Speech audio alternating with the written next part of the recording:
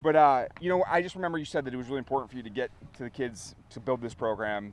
And now you have, I think it was 13 starters returning from last year? Yeah, we have quite a few, yeah. Yeah, and including your quarterback, your running back, and your star defensive lineman there. That's got to be pretty exciting, huh? Yeah, we're excited. The last 2 years have been pretty young. And then we had some young guys play for us and then moved away going to last year. So we retained some starters this year. So I'm excited about that, to see those guys mature, see our seniors lead, see all these sophomores who played for us a year ago, which was a lot of them, be a year older, year more physical, year stronger, and hopefully a year better. That's got to be good. And I did hear you talking to the kids about how the schedule is going to be tough this year. What are your thoughts when you look at that? Well, the Big Eight's always tough, and we take pride in playing the Big Eight. I mean, every year there's some team in our conference or multiple teams making runs deep in the playoffs. We had quite a few a year ago do that. We've done it in the past here as well. And so, we tell our kids that take pride in playing this conference. It's very physical.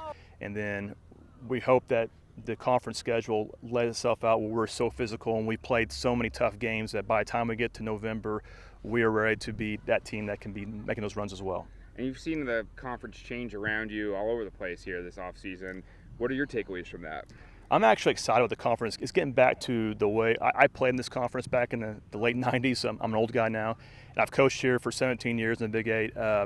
Getting Aurora and Mount Vernon back in the conference to me makes complete sense. They belong in the Big Eight. So I'm glad that when it all shuffled around, they got back in the conference and joined all the teams on the west side. And it's going to make the conference just much better and more traditional and tougher. Talk about some of those. I know I mentioned that you had a lot of returners come back. Talk about who you're really relying on this season. Well, it's from returning guys. I'll start up front. Isaac Looney and Ethan Sizemore both started every game for us as sophomores on the O-line. Gunnar Knight was a sophomore starter up front for the first 3 games, and he tore his knee up, and he's back. So we're excited about him. Colton Roark started receiver for us as a sophomore. Tristan Thompson played a lot of running back as a sophomore. You've seen the trend there, sophomore. And then we have a few guys who started as juniors for us, Kyle Bailey, and then Bodie Rose, our quarterback. So that's going to be a 3-year starter coming back. And on defensively, Isaac Pickett up front will be a senior. We return also Ethan Sizemore, who played a lot as a sophomore up front. We return 4 linebackers, Hunter Morris and Kyle Bailey, 2 seniors. Mason Bryan, who was a freshman last year and started for us, will be a sophomore. And then we return 2 D-backs, Riley James and Colton Roark, who both played as sophomores a year ago. And I'm missing, Tristan Thompson was a sophomore linebacker, returns as well.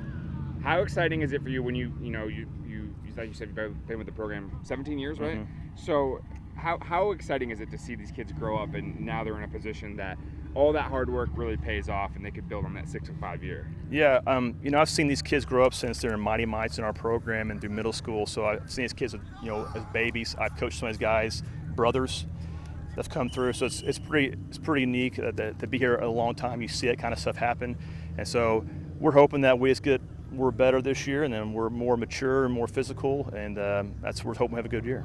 What would you say the identity of the team will be this year? We want to be a team that plays really hard, that's very disciplined, and is very physical.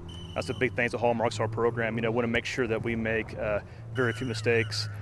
Our least penalized team, that we win the kicking game. We want to win at least 2 phases of each game, and we want to be physical and play really hard.